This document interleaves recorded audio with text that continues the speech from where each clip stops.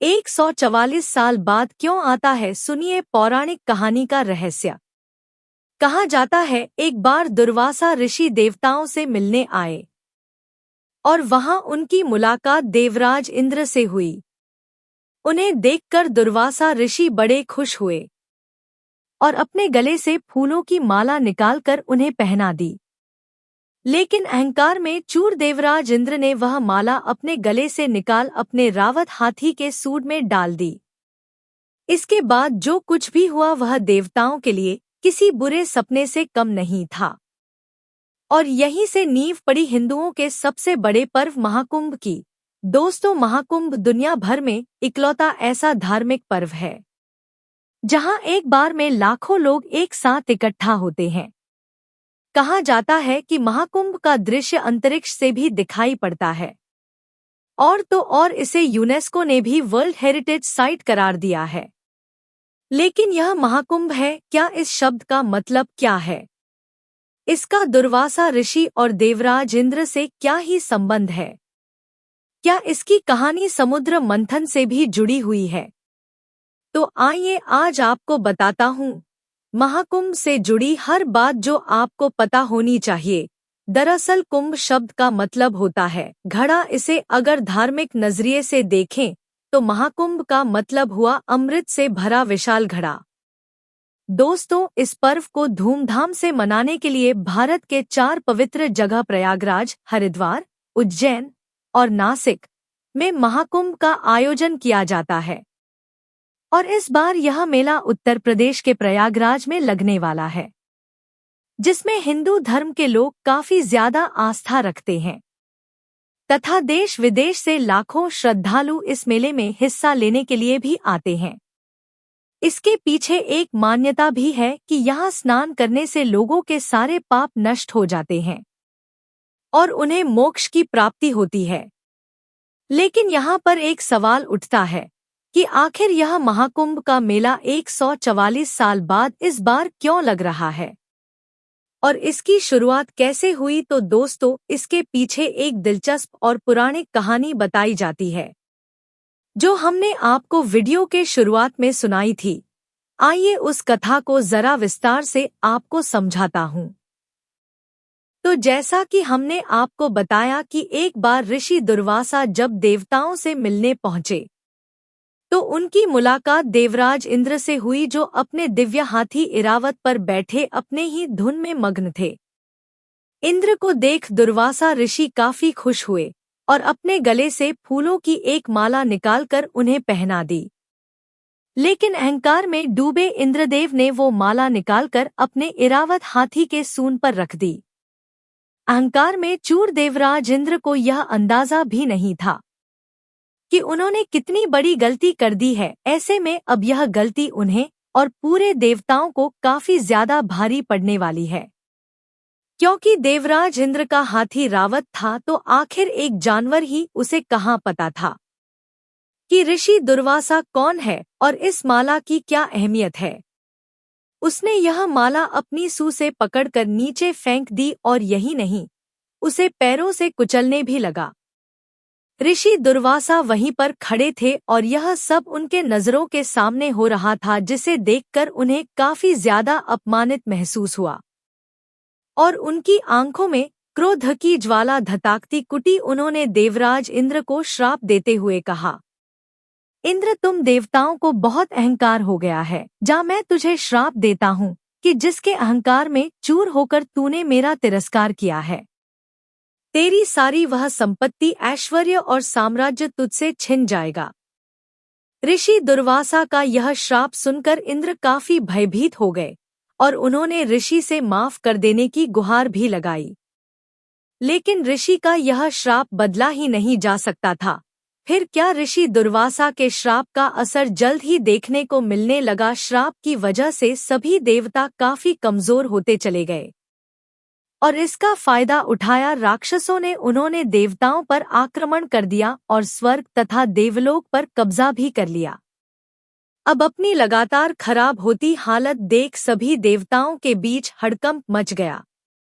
अपना सब कुछ गवा देने के डर से देवराज इंद्र सहित सभी देवता भागे भागे ब्रह्मा जी के पास पहुँचे और सारी कहानी उन्हें बताई, लेकिन ब्रह्मा जी को भी इसका कोई समाधान नजर नहीं आया। तब वह सभी देवताओं को साथ लेकर क्षीर सागर में आराम कर रहे भगवान विष्णु के पास पहुँचे, जहाँ उन्होंने विष्णु जी को ऋषि दुर्वासा का दिया श्राप तथा राक्षसों के आक्रमण की जानकारी दी।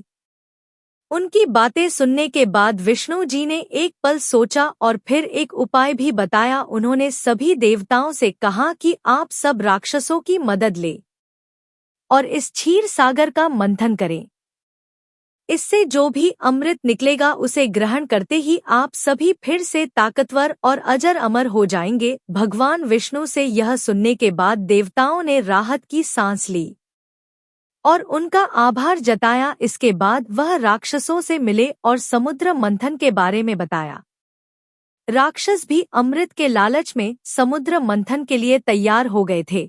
फिर क्या था, भगवान विष्णु की आज्ञा के अनुसार मंदार पर्वत को मथनी बनाकर उस पर रस्सी के जैसे बासु की नाक को लपेटा गया और समुद्र मंथन शुरू किया गया। देवता और राक्षस बासु की नाक के दोनों हिस्सों को पकड़कर एक साथ समुद्र मंथन करने लगे, जिसके परिणाम स्वरूप कुछ समय बाद ही समुद्र से तरह तरह की चीजें भी निकलने लगी।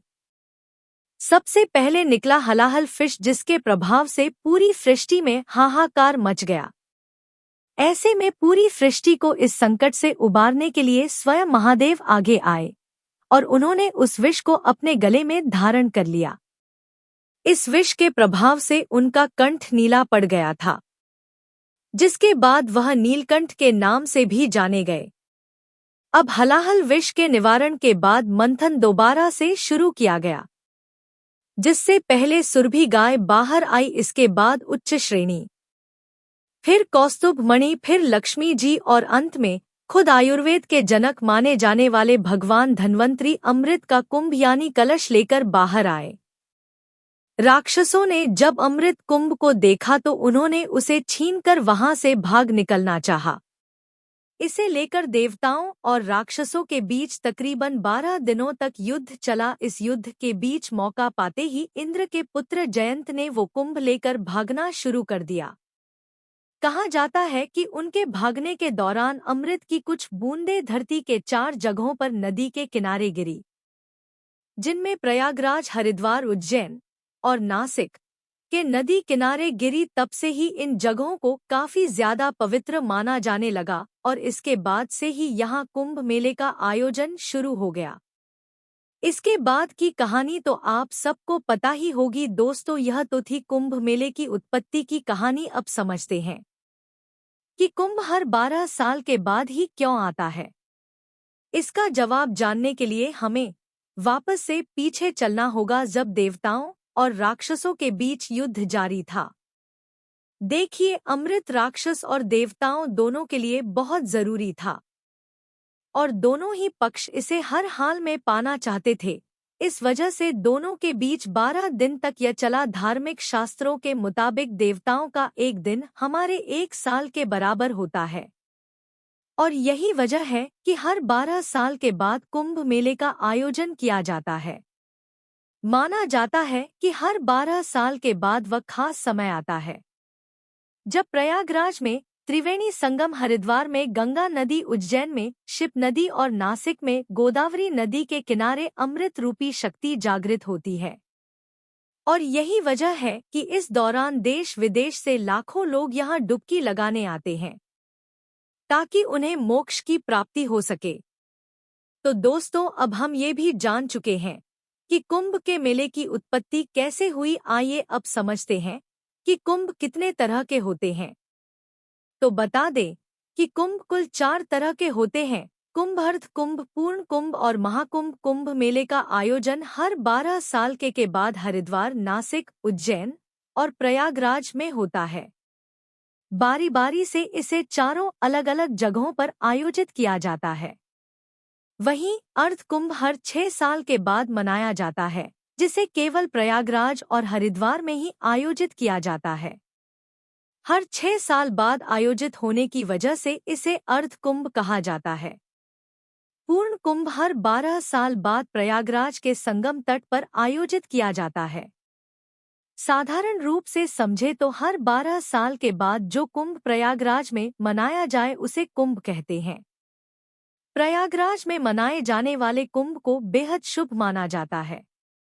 इसके अलावा आखिर में आता है महाकुंभ। यह मेला हर बार में कुंभ पर आयोजित किया जाता है, यानी हर 12 साल बाद आने वाले कुंभ के जब 12 आयोजन पूरे हो जाते हैं तब 144 वर्ष बाद आने वाला कुंभ महाकुंभ कहलाता है। यह महाकुंभ हमेशा प्रयागराज में ही आयोजित होता है। इस साल भी 13 जनवरी से प्रयागराज में महाकुंभ मेले का आयोजन होगा, जो 144 वर्षों के बाद आयोजित किया जा रहा है। यह महाकुंभ कुल 45 दिनों तक चलने वाला है, जो 26 फरवरी को महाशिवरात्रि के दिन समाप्त होगा। लेकिन अब सवाल उठता है कि महाकुंभ का आयोजन सिर्फ प्रयागराज में ही क्यों होता है?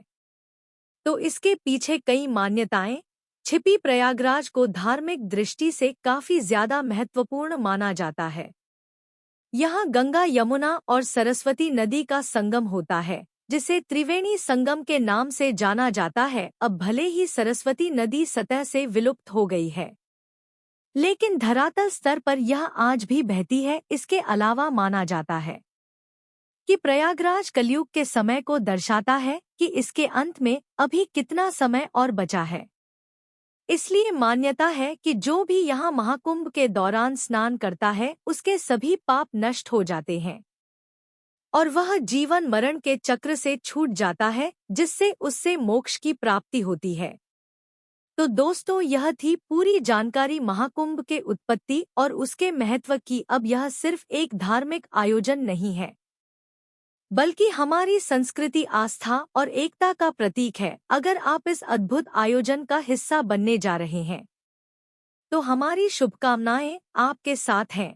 अपने अनुभव हमारे साथ कमेंट्स में जरूर शेयर करें। वीडियो अगर पसंद आई हो तो इसे लाइक और शेयर करें और जाते जाते चैनल को सब्सक्राइब करना बिल्कुल ना भूलें। जय श्री कृष्णा। राधे राधे।